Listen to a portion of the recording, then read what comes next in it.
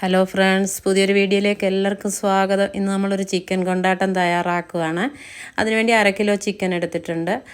ഒരു 3 ടീസ്പൂൺ കാശ്മീരി മുളക് പൊടിയും 1/2 ടീസ്പൂൺ ഇഞ്ചി വെളുത്തുള്ളി പേസ്റ്റ്, 1/2 ടീസ്പൂൺ മഞ്ഞൾപ്പൊടിയും, ഒരു അരമുറി നാരങ്ങാ നീരും, ആവശ്യത്തിന് ഉപ്പും കുറച്ച് കറിവേപ്പിലയും ഇട്ട് ഇത് നന്നായിട്ടൊന്ന് ഇളക്കി ഒരു മണിക്കൂർ ഇത് റെസ്റ്റ് ചെയ്യാൻ വെക്കണം.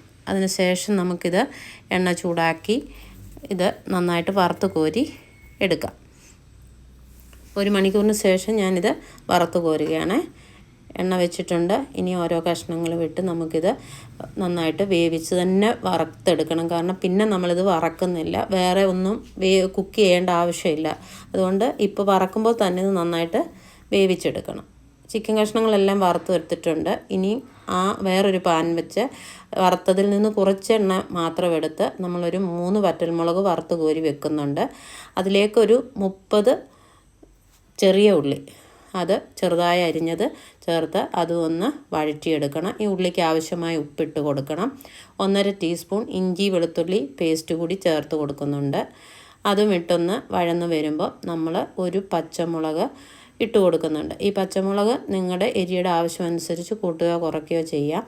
എൻ്റെ കയ്യിലുള്ളത് എരിയുള്ള പച്ചമുളകായിരുന്നു, അതുകൊണ്ട് ഞാൻ ഒരു പച്ചമുളകേ ചേർത്ത് കൊടുക്കുന്നുള്ളൂ. അതിനുശേഷം കുറച്ച് കറിവേപ്പില കൂടി ഇട്ട് കൊടുത്ത് ഇതൊന്ന് ഒരു ബ്രൗൺ കളറാകുന്നിടം വരെ ഇത് വഴറ്റിയെടുക്കണം. നന്നായിട്ട് വഴലണം, അതാണ് നമ്മുടെ കറിക്ക് കൊഴുപ്പ് കിട്ടുന്നത്. അതിനുശേഷം ഇതിൻ്റെ മെയിൻ ഇൻഗ്രീഡിയൻ്റായ ഒരു 3 ടീസ്പൂൺ ചില്ലി ഫ്ലേക്സ് ചേർത്ത് കൊടുക്കുന്നുണ്ട്. അതിൻ്റെ അളവും നിങ്ങൾക്ക് കൂട്ടുകയോ കുറയ്ക്കുകയോ ചെയ്യാവുന്നതാണ്, എരിക്ക് ആവശ്യമനുസരിച്ച്.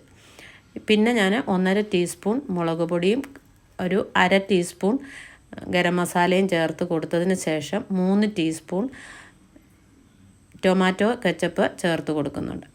അതും ഒന്ന് ഇളക്കിയതിന് ശേഷം കുറച്ച് വെള്ളം കൂടി ഒഴിച്ച് ഇത് നന്നായിട്ട് തിളച്ചതിന് ശേഷം നമ്മൾ വറുത്ത് വെച്ചിരിക്കുന്ന ചിക്കൻ കഷ്ണങ്ങളിട്ട് നന്നായിട്ടൊന്ന് മിക്സ് ചെയ്ത് കുറച്ചുകൂടി കറിവേപ്പിലയും ചേർത്ത് ഒരു അരമുറി നാരങ്ങയുടെ നീര് കൂടി ചേർത്ത് നന്നായിട്ടൊന്ന് ഇളക്കിയെടുത്താൽ പിന്നെ നമ്മൾ വറുത്ത് വെച്ചിരിക്കുന്ന ആ മുളക് കൂടി ചേർത്ത് കൊടുക്കും. വറ്റൽമുളക് ആദ്യം നമ്മൾ വറുത്ത് കോരി മാറ്റി വെച്ചത് കൂടി ചേർത്ത് കൊടുക്കണം. അങ്ങനെ നമ്മുടെ ചിക്കൻ കൊണ്ടാട്ടം റെഡിയായി. നല്ല ടേസ്റ്റാണ്.